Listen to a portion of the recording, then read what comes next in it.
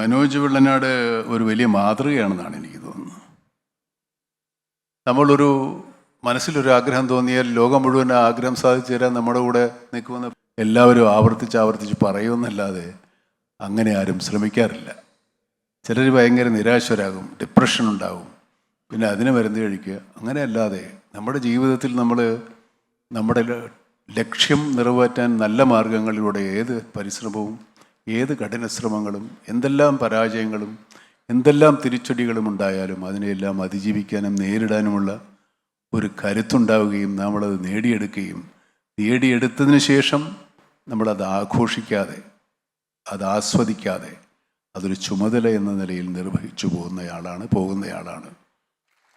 Doctor Manoj Vellanad. അദ്ദേഹം ഡോക്ടറായിട്ട് ഇപ്പോൾ വാടക വീട്ടിലാണ് താമസിക്കുന്നത്. അദ്ദേഹത്തിന് അത് ആഗ്രഹം ഉണ്ടാകും. വേറെ ചില ഡോക്ടർമാരിപ്പോൾ 4 ചില വലിയ കെട്ടിടങ്ങളിലൊക്കെ ജീവിക്കുന്നുണ്ടാകും, അതില്ല. പക്ഷേ മനോജിനെ സംബന്ധിച്ചിടത്തോളം ആതുര ശുശ്രൂഷ, ആതുര സേവനം തന്നെയാണ് അദ്ദേഹത്തിൻ്റെ ലക്ഷ്യം. അത് അദ്ദേഹം നിറവേറ്റിക്കൊണ്ടിരിക്കുകയാണ്. നമ്മൾ ഒരു ലക്ഷ്യത്തിലെത്തി അവിടെ ഇറങ്ങി നിൽക്കുകയല്ലല്ലോ ചെയ്യുന്നത്. It's going on. അതൊരു പ്രോസസ്സാണ്, ഒരു യാത്രയാണ്. ആ യാത്രയിൽ മനോജിൻ്റെ മോൻ വളരെ ക്യൂട്ടായിട്ടുള്ള കുട്ടിയാണ്. ഞാൻ അവനോട് ചോദിച്ചു, അച്ഛനെ പോലെ ഡോക്ടറാവണമെന്ന് പറഞ്ഞിരിക്കുകയാണ്. ആകാമെന്ന് സമ്മതിച്ചിട്ടുണ്ട്. ചിലകളം വലിയ ഡോക്ടറാവണം. നല്ല കുടുംബമാണ്, നന്നായിരിക്കട്ടെ.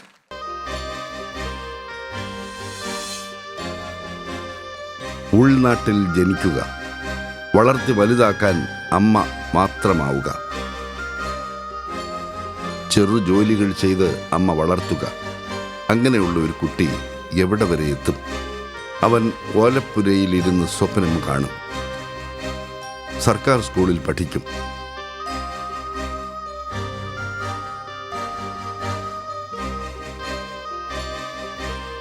പലചരക്ക് കടയിൽ പണിയെടുക്കും, നാട്ടുവായനശാലയിലെ പുസ്തകപ്രേമിയാകും, ക്വിസ് വേദികളിൽ തിളങ്ങും, മിടുമിടുക്കനായി പഠിക്കും.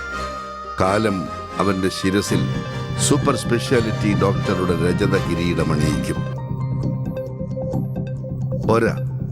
ജീവിത യാഥാർത്ഥ്യങ്ങളോട് പോരാടി വളർന്ന അവൻ കേവല ഡോക്ടറായി ഒതുങ്ങുന്നില്ല. ഡോക്ടർമാർക്കിടയിലെ പോരാളിയായി ധീരജീവിതം നയിക്കും. ഇത് തലസ്ഥാനത്തെ ന്യൂറോ സർജൻ ഡോക്ടർ മനോജ് വെള്ളനാടിന്റെ ജീവിത കഥ. നേർരേഖയിലൂടെ ആയിരുന്നില്ല ആ വിജയയാത്ര. ദാരിദ്ര്യത്തെ മറികടക്കാൻ IAS ആണ് ആ കുട്ടി സ്വപ്നം കണ്ടത്. MBBS അതിൻ്റെ ആദ്യ പടവായും. എൻട്രൻസ് പരീക്ഷ എന്തെന്ന് പോലും അറിയാത്ത നാട്ടിൻപുറം. പഠിപ്പിച്ചിരുന്ന ഗീത ടീച്ചർ സഹായിച്ചത് കൊണ്ട് മാത്രമാണ് അപേക്ഷ അയക്കാനായത്.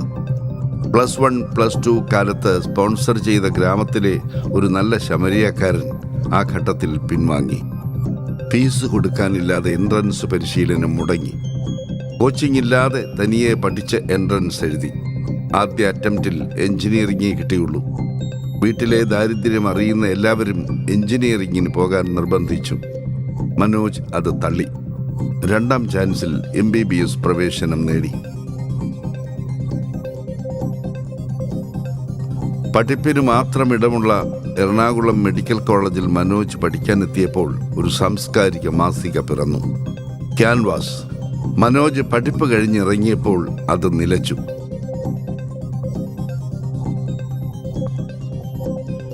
തിരക്ക് പിടിച്ച സർജനായിട്ടും മനോജ് എഴുതി.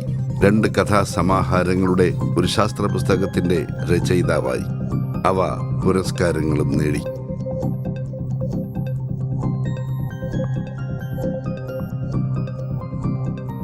ഒപ്പം എഴുത്തുകൊണ്ടും പ്രവർത്തനം കൊണ്ടും ശാസ്ത്രബോധത്തിന്റെ ആക്ടിവിസ്റ്റായി മാറി. സൈബർ ഇടങ്ങളിലും പൊതുവിടങ്ങളിലും വ്യാജ ചികിത്സയുടെയും ഒറ്റമൂലി കച്ചവടക്കാരുടെയും വാക്സിൻ വിരുദ്ധരുടെയും പേടി സ്വപ്നമാണ് ഈ ഡോക്ടർ. ഇത്തരം ചിന്താഗതികൾക്കെതിരെ പൊരുതുന്ന, ശാസ്ത്രീയ അവബോധം പകരുന്ന ഇൻഫോ ക്ലിനിക് എന്ന ഡോക്ടർമാരുടെ കൂട്ടായ്മയുടെ സജീവ പ്രവർത്തകൻ. ഞാൻ അശാസ്ത്രീയമായ ചികിത്സകൾക്കെതിരാണ്.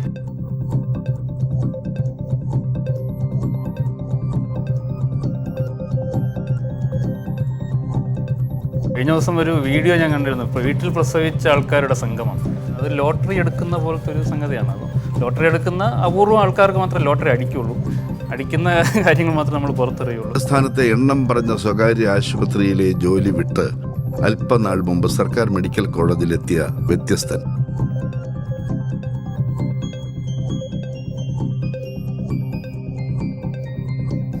ഞങ്ങൾ ആദരിക്കുന്നു തിരക്കുള്ള വിദഗ്ധ ന്യൂറോ സർജനായിട്ടും ശാസ്ത്രീയ ചിന്തയ്ക്ക് വേണ്ടി നിലകൊള്ളുന്ന ഈ നിതാന്ത ജാഗ്രതയെ.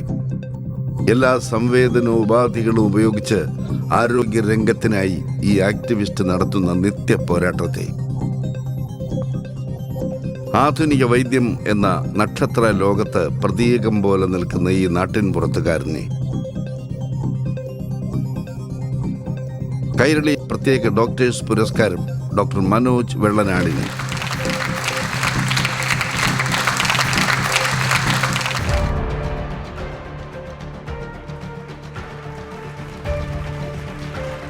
പുരസ്കാരം നൽകുന്നു പ്രിയപ്പെട്ട മമ്മൂക്ക ഡോക്ടർ മനോജ് വെള്ളനാടിന്. ക്യാഷ് അവാർഡും കേക്ക് പത്രവും സമ്മാനിക്കുന്നത് എ വിജയരാഘവൻ സർ.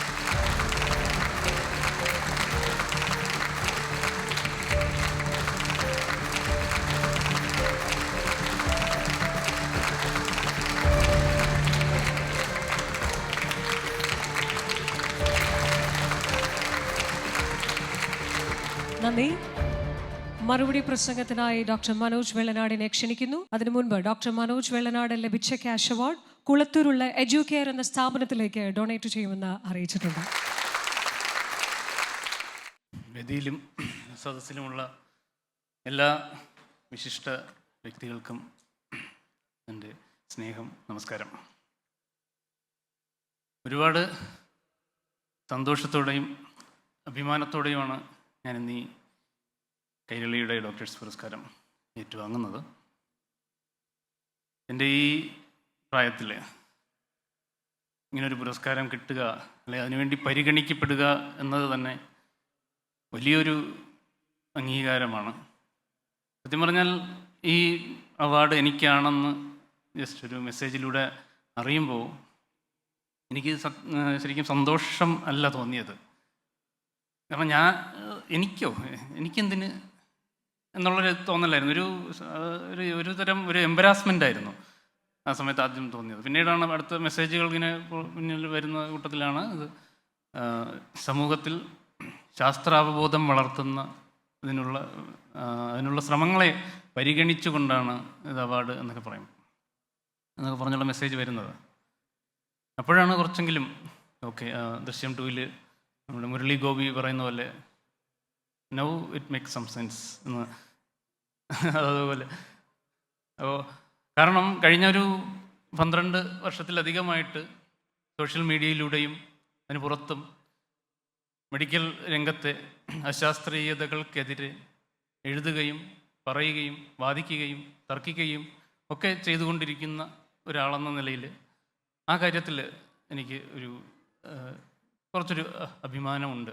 ഞാൻ മാത്രമല്ല, ഒരുപാട് ഡോക്ടർമാർ ആ സമയത്ത്, എനിക്ക് തോന്നുന്നു 2014-15 ആ കാലഘട്ടങ്ങളിലൊക്കെ ഒരുപാട് ഡോക്ടർമാർ ഈ ഒരു സ്വന്തം ഡ്യൂട്ടി ടൈമിൽ അതിന് പുറത്ത് കിട്ടുന്ന ഫ്രീ ടൈമിൻ്റെ വലിയൊരു പങ്കും ഈ സമൂഹത്തിലെ അശാസ്ത്രീയതകൾക്കെതിരെ, അശാസ്ത്രീയ ചികിത്സകൾക്കെതിരെ എന്നുള്ളത് മാത്രമല്ല, മോഡേൺ മെഡിസിനിലെ അശാസ്ത്രീയ പ്രവണതകൾക്കെതിരെയും നോൺ എത്തിക്കൽ പ്രാക്ടീസസിനെതിരെയും ഒക്കെ പ്രതികരിച്ചുകൊണ്ട് മുന്നോട്ട് ഒരുപാട് സമയം അതിനുവേണ്ടി ചെലവഴിക്കുന്ന ഒരു സമയമായിരുന്നു അത്.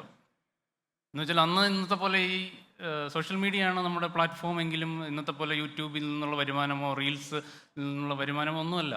ജസ്റ്റ് ഈ ശരിയായ കാര്യങ്ങൾ സമൂഹത്തിലേക്ക് എത്തുക എന്നുള്ള ഒറ്റ ഉദ്ദേശത്തിൻ്റെ പുറത്താണ് ഈ ഡോക്ടർമാരെല്ലാം തന്നെ പ്രവർത്തിച്ചുകൊണ്ടിരുന്നത്. അതിന് തിരിച്ച് കിട്ടുന്ന പ്രതിഫലം എന്ന് പറഞ്ഞാൽ ഈ അശാസ്ത്രീയത പ്രചരിപ്പിക്കുന്നവരുടെയും അതുകൊണ്ട് ഗുണം കിട്ടുന്നവരുടെയും അവരുടെ ഫാൻസിൻ്റെയും ഒക്കെ ഒളിഞ്ഞും തെളിഞ്ഞുമുള്ള തെറിവിളികൾ മാത്രമായിരുന്നു പ്രതിഫലമായിട്ട് കിട്ടിക്കൊണ്ടിരുന്നത്. എന്നിട്ടും ഈ ഒരു കൂട്ടം ഡോക്ടർമാർ ഇതൊക്കെ തുടർന്നു. അതിൽ തന്നെ ഒരു ചെറിയ കൂട്ടം ഡോക്ടർമാർ ചേർന്ന് സ്റ്റാർട്ട് ചെയ്തതാണ് 2016 ഇൻഫോ ക്ലിനിക് എന്ന് പറയുന്ന കൂട്ടായ്മ. ഇവിടെ നമ്മുടെ വേദിയിലുള്ള ഡോക്ടർ ദീപു സദാശിവൻ, ഡോക്ടർ അബ്ദുൽ ലത്തീഫ് തുടങ്ങി ഒരു 40ഓളം ഡോക്ടർമാരുടെ ഒരു കൂട്ടായ്മ 6-7 വർഷക്കാലം സോഷ്യൽ മീഡിയ പ്ലാറ്റ്ഫോമുകൾ ഉപയോഗിച്ച് ഈ പറയുന്ന അശാസ്ത്രീയ പ്രവണതകൾക്കെതിരെയും സാധാരണ മനുഷ്യൻ അറിയേണ്ട മനുഷ്യ ശരീരത്തിൻ്റെ കാര്യങ്ങളെപ്പറ്റി രോഗങ്ങളെപ്പറ്റിയും ഒക്കെ നിരന്തരം സംസാരിച്ചുകൊണ്ടിരിക്കുകയും വളരെ ആധികാരികമായി അതിനെപ്പറ്റി എഴുതുകയും ചെയ്തുകൊണ്ടിരുന്ന ഒരു കാലഘട്ടമായിരുന്നു അത്. ആ കാലഘട്ടത്ത് ഇപ്പോൾ 2016-17 സമയത്തൊക്കെ ആണ് നമ്മുടെ നാട്ടിൽ വാക്സിൻ വിരുദ്ധർ അവരുടെ ഏറ്റവും വലിയ ശക്തി എടുത്ത് മുന്നോട്ട് വന്നിരുന്നൊരു കാലഘട്ടം ഉണ്ടായിരുന്നു 2016 സമയമൊക്കെ. അപ്പോൾ ആ സമയത്തുള്ള പ്രത്യേകത എന്ന് വെച്ചാൽ ഇത് വാക്സിൻ വിരുദ്ധത ഏറ്റവും അങ്ങനെ പ്രകടമായി നിൽക്കുന്ന സമയമായിരുന്നു. പല രൂപത്തിലും പല ഭാവത്തിലും ഒക്കെ അത് നടക്കുന്ന സമയത്താണ് സർക്കാരിൻ്റെ MR വാക്സിനേഷൻ ക്യാമ്പയിൻ വരുന്നത്. ആ സമയത്ത് പല രീതിയിൽ സമൂഹത്തിൻ്റെ പല ഭാഗങ്ങളിൽ നിന്ന് ഈ ക്യാമ്പയിനെതിരെ എതിർപ്പ് വരികയും അപ്പോൾ നമ്മുടെ ഇൻഫോ ക്ലിനിക് കൂട്ടായ്മയായിട്ടും വ്യക്തിപരമായിട്ടും പലരും ഈ അതിനെതിരെ പ്രതികരിക്കുകയും ഒരുപാട് രീതിയിൽ ഈ വാക്സിനേഷൻ സക്സസ് ആക്കുന്നതിന് സഹായിക്കുകയും ചെയ്തു. അപ്പോൾ അത്തരം പ്രവർത്തനങ്ങൾ തുടരാനുള്ള ഒരു വലിയൊരു പ്രചോദനമാണ് ഈ പുരസ്കാരം എന്ന് ആണ് എൻ്റെ ഒരു തോന്നൽ. ഈ പുരസ്കാരത്തിന് എന്നെ പരിഗണിച്ച കൈരളിക്കും പുരസ്കാര സമിതിക്കും ഈ പുരസ്കാരത്തിലേക്ക് എന്നെ നോമിനേറ്റ് ചെയ്ത പ്രിയപ്പെട്ട മനുഷ്യർക്കും ഇന്ന് ഈ പുരസ്കാര സമർപ്പണം കാണാനെത്തിയ പ്രിയപ്പെട്ട എല്ലാവർക്കും എൻ്റെ നന്ദി അറിയിച്ചുകൊണ്ട് ഒപ്പം പുരസ്കാരം നേടിയ കെ ജയകുമാർ സാറിനൊരു പുരസ്കാരം കൊടുക്കുക എന്ന് പറഞ്ഞാൽ അത് ശരിക്കും ആ പുരസ്കാരം കൈരളി ചാനൽ തന്നെ അവിടെ അവാർഡിതരാകുന്നു എന്നുള്ളതാണ് ഞാൻ എൻ്റെ ഒരു തോന്നൽ. അപ്പോൾ അങ്ങനെയുള്ള ഒരു വേദിയിൽ എനിക്കും ഒരു പുരസ്കാരം തന്നതിന് ഈ ചാനലിനെ ഒരിക്കൽ കൂടി നന്ദി അറിയിച്ചുകൊണ്ട് എൻ്റെ ഇവിടെ കണ്ട വീഡിയോ ഒക്കെ ഷൂട്ട് ചെയ്യാൻ വേണ്ടി ഒരുപാട് കഷ്ടപ്പെട്ട അമൃതയ്ക്കും ടീമിനും ഒക്കെ ഒരിക്കൽ കൂടി നന്ദി പറഞ്ഞുകൊണ്ട് നിർത്തുന്നു. നന്ദി, നമസ്കാരം. നന്ദി. അടുത്തതായി ഈ ചടങ്ങിന് ആശംസ അറിയിക്കുന്നതിനായി ഷംല ഹംസയെ ക്ഷണിക്കുന്നു. ഫെമിനി ചീഫ് ഫാത്തിമയിലൂടെ സംസ്ഥാന പുരസ്കാരം നേടിയ നടിയാണ് ഷംല.